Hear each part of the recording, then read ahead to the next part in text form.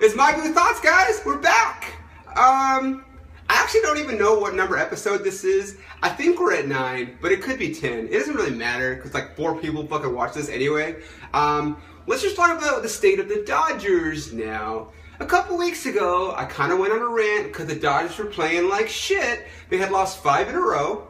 And then I went on a rant. I voiced my opinions, rightfully so, because they were playing like shit.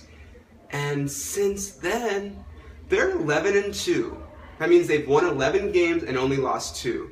Am I responsible for it? Did somebody in the Dodgers front office show them my video? Yeah, that's what happened. I don't think that's what happened, actually. Yes, I'm wearing an apron today. It's the Andre Ethier apron they gave away a couple years ago because I look pretty fucking good in this. And I just wanted to voice my support for Andre Ethier like I've been doing for the last few weeks because he's red hot. He's batting over 300. He batted 375 in August. He's just been a team guy. I'm going to talk a little bit about him. But first I want to go back to what I was talking about. The Dodgers are on a roll, 11-2 since my rant. But the thing was, right around the same time, the same day, right after the Dodgers had gotten swept by the Astros, Clayton Kershaw stepped up and to the media said that the Dodgers should be panicking and panic would be good.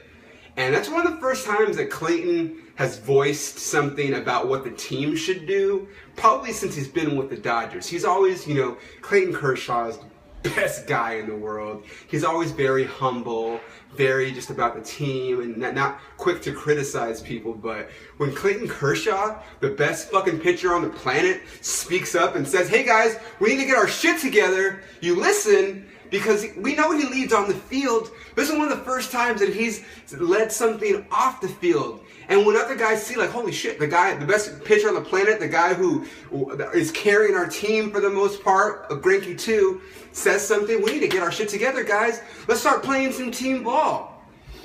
And they did. They swept the Giants. The Giants came to town. We were 3-9 against them going up into that series, and we fucking swept them out of town, swept them, I'm not saying out of the pennant race, but they're 7.5 games behind us, and there's less than 30 games left. I like the chances. If the Dodgers go 500, they're 20 games above 500 right now. So if they went 500 for the rest of the season, they would still finish at 91-71. Would that win the West? I think so, guys. I'd like them to have a better record because I do want them to have home field advantage against what's probably going to be the Mets in the first round. The Mets are way ahead of the Nationals, and even though the Nationals are playing, I don't give a shit. This isn't about what the Mets are doing because I can talk with Bays about how they're not going to let Harvey pitch, whatever. I want to talk about the Dodgers, okay? They swept the Giants, and then they went into San Diego. They lost the game. They had a little bit of a hiccup because the fucking bullpen blew another lead. Again, who knows where the Dodgers would be right now if the bullpen wasn't a piece of shit. Anyway, they won the next 3. They're firing on all cylinders, man. They get timely hitting. They've had great pitching all year. And then sometimes when they don't get the timely hitting, they get the great pitching. And then sometimes they get both and they just beat the shit out of whoever they're playing. I like it. It's different guys stepping up. I wasn't a fan of the Chase Utley pickup, but you know what he's done? He's come into a team that he didn't know anything about as far as he didn't really know any of the guys in the team. And he set an example by hustling.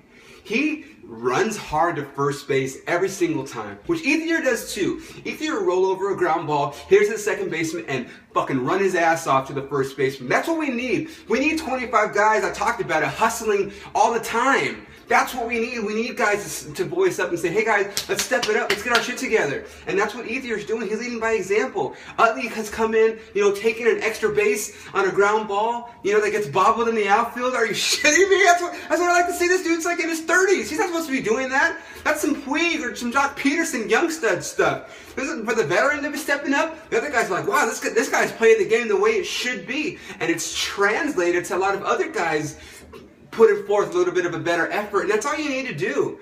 You can't teach, power and having a strong arm and the ability to hit the ball, 400 feet. You can't teach that. But you don't have to teach hustle. Hustle comes from within. If you want it, you can take it, and a lot of these guys are taking it.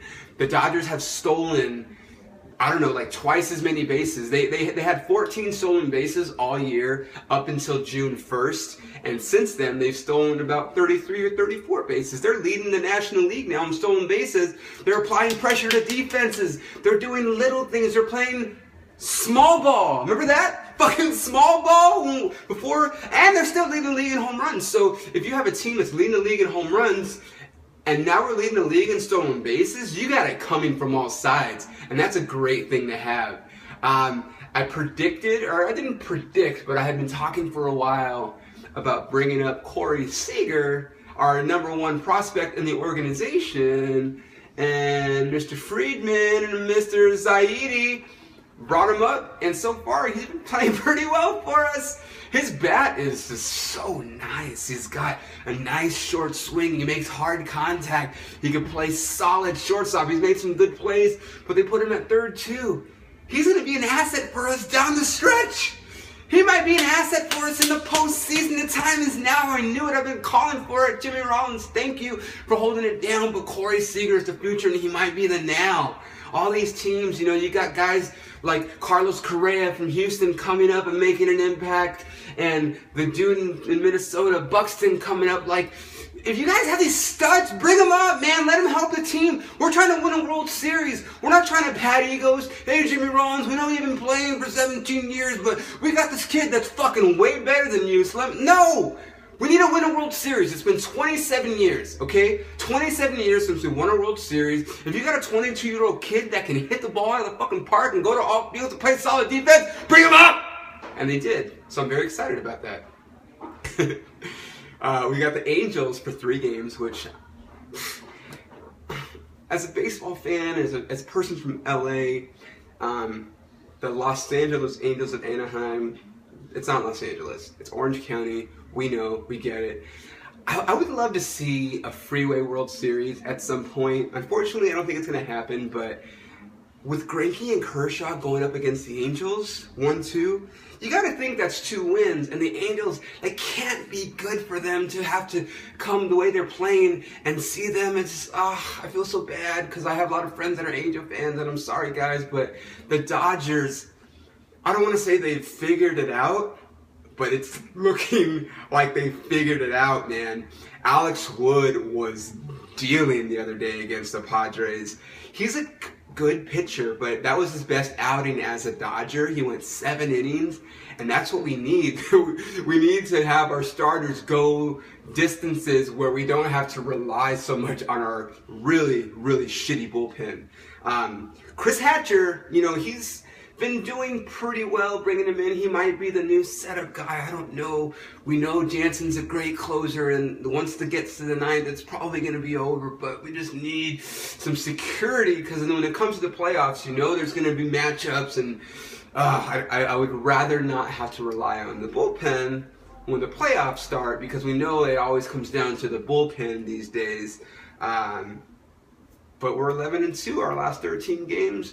We've got a week where we play the Angels, and then we play the Diamondbacks, who are also very shitty, and we can keep distancing ourselves from the Giants to the point where when we play them in a couple weeks, it's not even going to matter. It's just going to be going through the motions, getting our guys ready, getting the rotation ready for the playoffs. I'm so excited. I'm going to be in Denver in a couple weeks recording my album. I'm performing stand-up in Denver, recording my album, and then I'm going to get to go watch the Dodgers play against the Rockies. I've never been to Coors Field, so I'm very excited about that. But anyway, guys, thanks for tuning in. Share this with your friends. I'm going to work on getting better graphics and a better place to shoot this, but for everyone that's been watching, I appreciate it. We're all Dodger fans. We're all in this together. Let's hope that they keep playing well and ride this fucking wave until October. My Blue Thoughts. Thanks for listening. Go Dodgers.